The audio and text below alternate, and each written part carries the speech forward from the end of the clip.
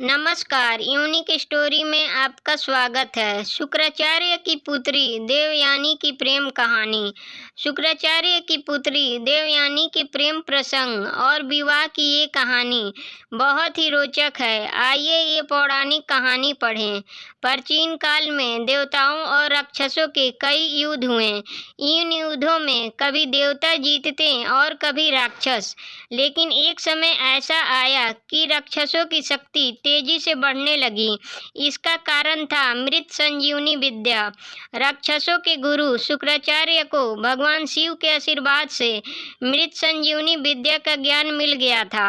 अब युद्ध में जो राक्षस मर जाते हैं, शुक्राचार्य उन्हें फिर से जीवित कर देते। देवताओं के लिए यह बड़ी समस्या बन गई। क्या उपाय किया जाए? देवताओं के गुरु बृहस्पति भी इस विद्या से अनजान थे। देवगुरु बृहस्पति को एक उपाय सूझा। उन्होंने अपने पुत्र कच्छ से कहा कि वो जाकर गुरु शुक्राचार्य का शिष्य बन जाएं और मृत संजीवनी विद्या सीखने का प्रयास करें। बृहस्पति जानते थे कि यह कार्य इतना आसान नहीं होगा। उन्होंने अपने पुत्र कच्छ से कहा कि अगर वो किसी प्रकार शुक्राचार्य की सुंदर पुत्री देवयानी को प्रभावित या आकर्षित कर लेता है तो संभवतः काम आसान हो जाए। कच्छ जाकर गुरु शुक्राचार्य का शिष्य बन गया। कच्छ एक तेजस्वी युवक था। देवयानी कच्छ को मन ही मन चाहने लगी, पर यह बात उसने किसी से कही नहीं। इसी बीच राक्षसों को यह बात पता चल गई कि देवताओं के गुरु का पुत्र कच्छ शुक्राचार्य से शिक्षा ले रहा है। राक्षस समझ गए कि कच्छ का उद्देश्य तो मृत संजीवनी विद्या का ज्ञान पाना है। राक्षसों ने निर्णय लिया कि कच्छ का जीवित रहना विनाशकारी हो सकता है, अतः वे चुपचाप कच्छ को मारने की योजना बनाने लगे। एक दिन राक्षसों ने कच्छ को पकड़कर उसका वध कर दिया। देवयानी ने जब यह जाना तो उसने रो रो कर पिता से कच्छ को पुनः जीवित करने की याचना की। शुक्राचार्य देवयानी का कच्छ के प्रति प्रेम समझ गए। हार कर उन्होंने कच्छ को जीवित कर दिया। इस बात से राक्षस चिढ़ गए। उन्होंने कुछ दिन बाद पुनः कच्छ को मृत्यु के घाट उतार दिया। लेकिन शुक्राचार्य भी क्या करते हैं, पुत्री के मोह में उन्हें पुनः कच्छ को जीवित करना पड़ा। अब तो राक्षस क्रोधित हो गए। उन्होंने सोचा जो भी हो जाए कच्छ को रास्ते से हटाना ही होगा। उन्होंने तीसरी बार कच्छ को मार डाला। इस बार राक्षसों ने चालाकी की। राक्षसों ने कच्छ को मारकर उसके शरीर को जला दिया और राख को एक पेय में मिलाकर अपने गुरु शुक्राचार्य को ही पिला दिया। राक्षसों ने सोचा चलो अब तो छुट्टी हो गई कच्छ की। लेकिन देवयानी ने जब कच्छ को कहीं नहीं पाया तो वो समझ गई कि क्या हुआ होगा। देवयानी ने पुनः अपने पिता शुक्राचार्य से विनती की कि वो कच्छ को पता करें। शुक्राचार्य महान ऋषि थे। उन्होंने अपने तपोबल की शक्ति से कच्छ का आवाहन किया तो उन्हें खुद के पेट में कच्छ की आवाज आई। शुक्राचार्य दुविधा में पड़ गए। अगर वो कच्छ को जीवित करते हैं तो स्वयं मर जाएंगे, अतः उन्होंने कच्छ की आत्मा को मृत संजीवनी का ज्ञान दे दिया। कच्छ अपने गुरु शुक्राचार्य का पेट फाड़कर बाहर आ गया और शुक्राचार्य मर गए। कच्छ ने मृत संजीवनी विद्या का प्रयोग किया और गुरु शुक्राचार्य को जीवित कर दिया। कच्छ ने शुक्राचार्य को जीवित करके शिष्य के धर्म को निभाया, अतः शुक्राचार्य ने कच्छ को आशीर्वाद दिया। देवयानी कच्छ को देखकर अत्यंत प्रसन्न हुई और उसने कच्छ से विवाह करने की इच्छा जताई। जवाब में कच्छ ने सत्य का उद्घाटन किया कि यहाँ आने का उसका उद्देश्य मृत संजीवनी विद्या का ज्ञान तो पूरा हो चुका, अब वो वापस देवलोक जा रहा है।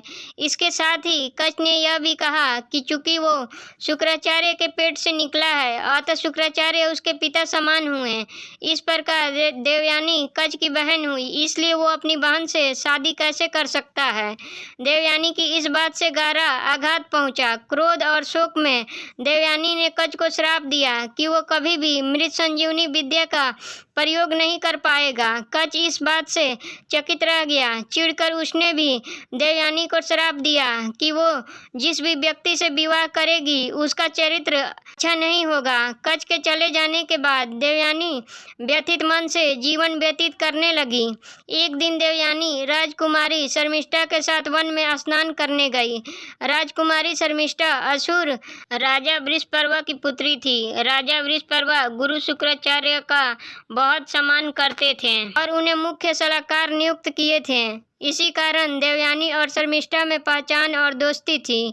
जब लड़कियां स्नान कर रही थी तो जोर ही हवा चली, जिससे नदी के बाहर रखे उनके सूखे कपड़े इधर उधर बिखर गए। जब देवयानी ने नदी से बाहर आकर कपड़े पहने तो गलती से उसने शर्मिष्ठा के वस्त्र पहन लिए। हवा की वजह से सब कपड़े आपस में मिल गए थे, अतः देवयानी से यह भूल हो गई। शर्मिष्ठा ने जब यह देखा कि देवयानी ने उसके वस्त्र पहन लिए तो उसने चिढ़ कर कहा, राजकुमारी के कपड़े पहनने से तुम राजकुमारी नहीं बन जाओगी। तुम्हारे पिता मेरे पिता के सेवक ही हैं, तो तुम सेविका ही हो। देवयानी एक अति सुंदर युवती थी। राजकुमारी के वस्त्र पहनने से उसकी सुंदरता और भी बढ़ गई थी।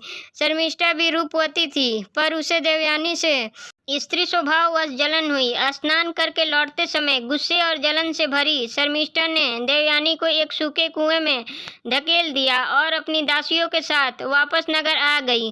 कुआं बहुत गहरा नहीं था, अतः देवयानी बच तो गई, लेकिन वह उस कुएं से बाहर नहीं निकल पाई। गिरने से लगी चोट से कहारती देवयानी बचाव की गुहार लगाने लगी। संयोगवश उसी जंगल में युवा राजा ययाति शिकार खेल रहे थे। राजा ययाति महान प्रतापी राजा नहुष के पुत्र थे। जब ययाति कुएं के पास से गुजरे तो उन्होंने देवयानी की करुण पुकार सुनी। राजा ययाति ने देवयानी का हाथ पकड़कर कुएं से बाहर निकालकर उसकी प्राण रक्षा की। ययाति एक सुदर्शन पुत्र थे। उनके सुंदर व्यक्तित्व से देवयानी प्रभावित होकर बोली, आपने मेरा हाथ पकड़ा ही है तो अब छोड़िए नहीं, आप मुझे अपनी पत्नी के रूप में स्वीकार कीजिए। ययाति भी देवयानी के रूप यौवन पर मुग्ध थे। जब उन्हें पता चला कि देवयानी गुरु शुक्राचार्य की पुत्री है तो वह असमंजस में पड़ गए। ययाति ने देवयानी से कहा कि यद्यपि वो देवयानी से विवाह करना चाहते हैं, पर गुरु शुक्राचार्य को यह संबंध स्वीकार नहीं होगा, अतः मैं यह विवाह करने में असमर्थ हूँ। यह कहकर दुखी मन से राजा ययाति ने देवयानी से विदा ली। जीवन में पुनः दूसरी बार देवयानी का तिरस्कार हुआ। अपमान दुख शोक के सागर में डूबी देवयानी वहीं कुएं के पास बैठकर रोने लगी। उधर जब शाम ढली देवयानी जंगल से वापस नहीं आई तो शुक्राचार्य को चिंता हुई। शुक्राचार्य देवयानी को खोजने निकल पड़े। वन में जब उन्हें देवयानी मिली तो उसकी हालत देखकर उन्हें बहुत दुख हुआ। देवयानी के कपड़े गंदे, शरीर में चोट लगी और सुंदर मुख आंसुओं से डूबा हुआ था। अपनी प्रिय पुत्री की यह दशा देखकर शुक्राचार्य बहुत दुखी हुए। उन्होंने देवयानी से पूछा कि उसकी इस दयनीय स्थिति के लिए कौन उत्तरदायी है। देवयानी ने राजकुमारी शर्मिष्ठा की बात बताई और कहा कि राजकुमारी ने मुझे एक सेवक की पुत्री कहा और मेरा अपमान किया। मैं यहाँ से तब तक नहीं हिलूंगी जब तक राजकुमारी शर्मिष्ठा मेरी दासी नहीं बन जाती। यह एक अवांछित इच्छा थी, पर गुरु शुक्राचार्य इस स्थिति में अपनी प्रिय पुत्री को न कैसे कहते। शुक्राचार्य ने राजा बृहस्पति को संदेश भेजा कि वो उनके राज्य में वापस नहीं लौटेंगे अगर देवयानी की इच्छा अनुसार राजकुमारी शर्मिष्ठा देवयानी की सेविका नहीं बनी तो। राजा बृहस्पति यह बात जानते थे कि गुरु शुक्राचार्य के बिना असुरों का पतन निश्चित था। राजकुमारी शर्मिष्ठा भी यह बात जानती थी, अतः अपने वंश और राक्षस जाति के लिए उसने आखिरकार देवयानी की सेविका बनना स्वीकार कर लिया। दिन बीतने लगे। एक दिन देवयानी उसी वन में घूम रही थी कि पुनः उसकी मुलाकात राजा ययाति से हो गई। देवयानी और ययाति दोनों एक दूसरे को देखकर अत्यंत प्रसन्न हुए। इस बार देवयानी ययाति को अपने साथ लेकर पिता शुक्राचार्य के पास पहुंची और ययाति से विवाह करने की इच्छा व्यक्त की। गुरु शुक्राचार्य देवयानी की इच्छा स्वीकार की, पर उन्होंने ययाति के सामने शर्त रखी कि जीवन में कभी भी ययाति किसी वजह से देवयानी के आंख से एक भी आंसू बहना नहीं चाहिए। ययाति ने यह शर्त सहर्ष मान ली, अतः देवयानी और ययाति का विवाह हो गया। देवयानी से विवाह के बाद राजा ययाति वापस अपने राज्य प्रतिष्ठानपुर आधुनिक इलाहाबाद शहर वापस लौट गए और आनंद पूर्वक जीवन व्यतीत करने लगे। देवयानी के साथ सेविका राजकुमारी शर्मिष्ठा भी आई थी। दासी होने के बावजूद चूंकि शर्मिष्ठा एक राजकुमारी थी, अतः उसे भी रहने के लिए एक अच्छा महल दिया गया था। एक दिन शर्मिष्ठा अपने उद्यान में घूम रही थी कि उसका सामना उधर से गुजरते राजा ययाति से हो गया। कच्छ के श्राप का असर कहें या शर्मिष्ठा की सुंदरता या विधि का खेल, राजा ययाति शर्मिष्ठा की सुंदरता पर मोहित हो गए। शर्मिष्ठा भी ययाति की ओर आकर्षित थी। शर्मिष्ठा ने ययाति से विनती की कि वो उसकी भावनाओं का सम्मान करने हुए उससे विवाह कर ले। इच्छा तो ययाति की भी थी, पर वह जानते थे कि देवयानी को पता चला तो बहुत क्रोधित होगी। देवयानी को कष्ट हुआ तो गुरु शुक्राचार्य का रोष ययाति पर टूटेगा। शर्मिष्ठा ययाति से कहती है, राजधर्म के अनुसार यह बात जरा भी अनुचित नहीं कि एक राजा एक राजकुमारी से विवाह कर ले।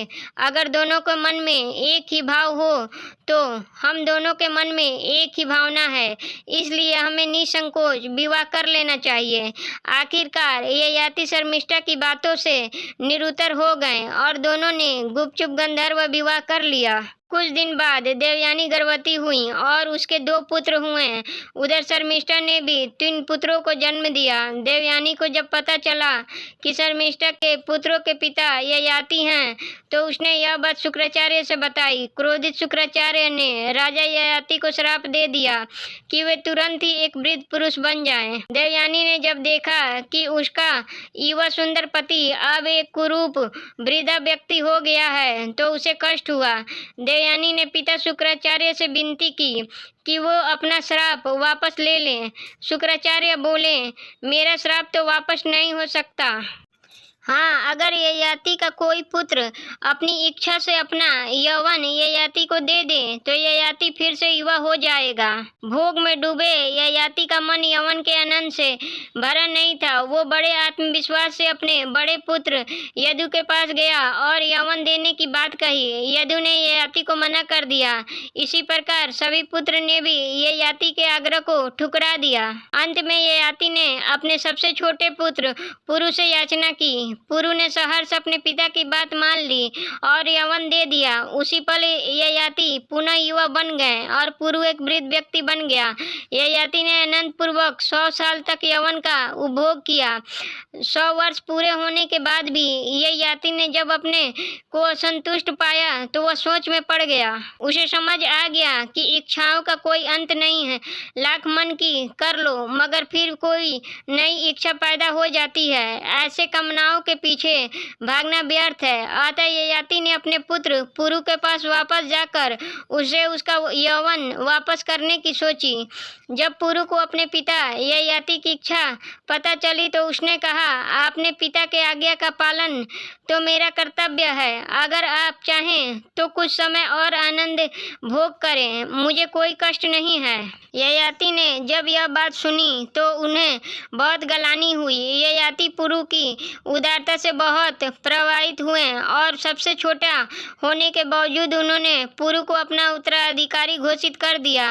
ययाति ने पुरु को उसका यौवन वापस लौटा दिया। पुनः वृद्ध रूप में आकर ययाति देवयानी और शर्मिष्ठा के साथ राज्य छोड़कर वनप्रस्थ हो गए। आगे चलकर राजा ययाति के 5 पुत्रों ने 5 महानतम वंश का निर्माण किया।